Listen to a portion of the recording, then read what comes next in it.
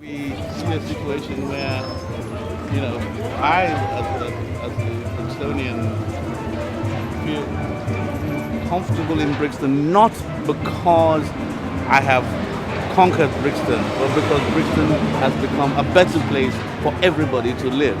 And black people feel better here.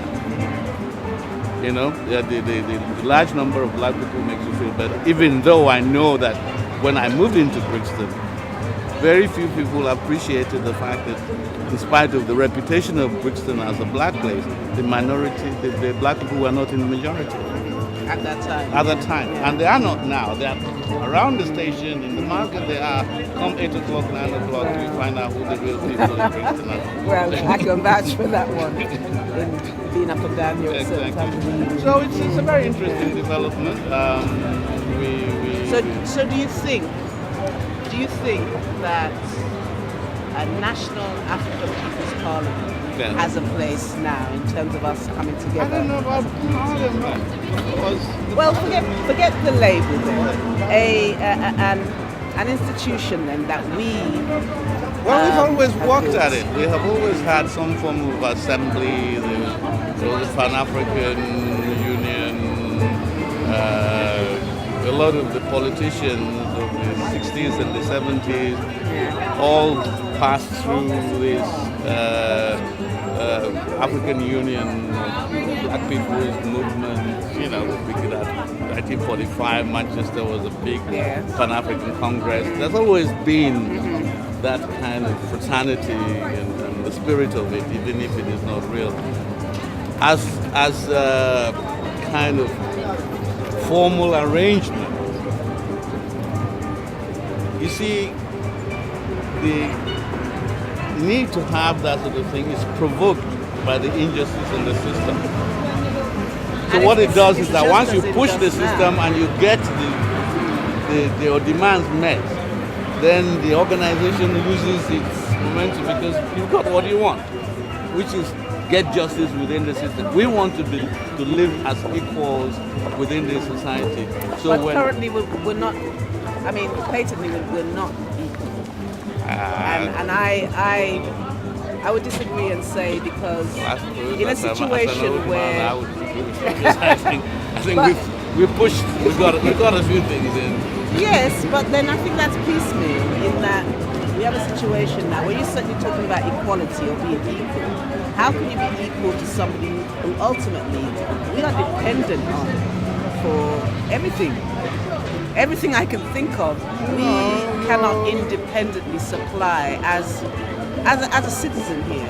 That we as a people, as en masse, whether What it's exactly?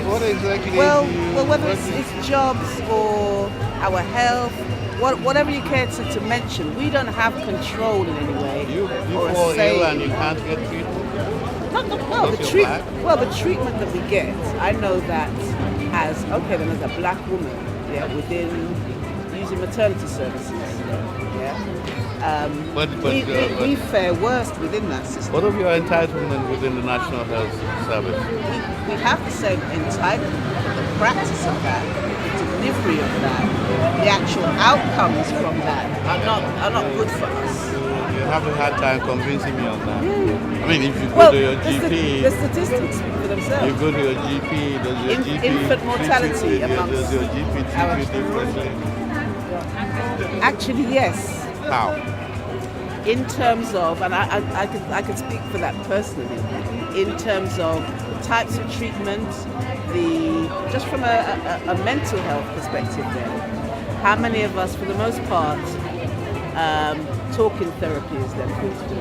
As a black person, the likelihood of me getting that, rather than being just shoved pills and filled up with injections and put in institutions, as opposed to a white citizen who would be more likely to be diagnosed and given talking therapies. That's a fact. Well, let me put it like this. There's the detriment. I never thought that I would be defending something like the National Health Service. I bet you didn't. I worked for the Department of Health at some point. But the point is,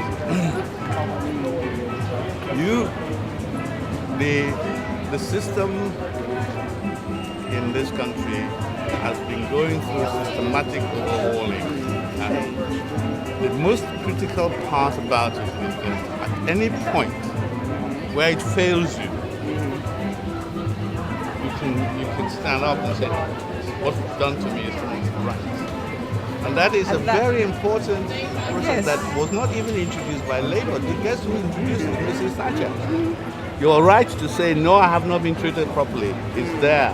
And that, as far as I know, has no exceptions in terms of colour. No, but the system as it's set, I agree with you. If it operated as it's to the letter of what it says, I'm not disagreeing with you at all. Yeah. But actually, because of racism, because of what I personally perceive as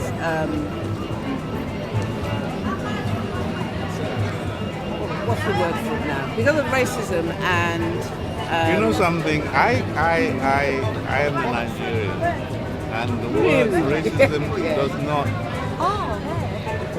What was your definition? When I came here, this was one of the issues I had with people because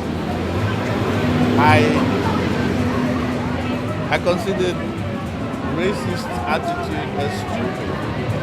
If you came to me and said something like, I don't like you because you're black, I'll look at you and say, you got a problem. Well, it is, they do have a problem. Yeah, and that's what I'm saying. Yeah.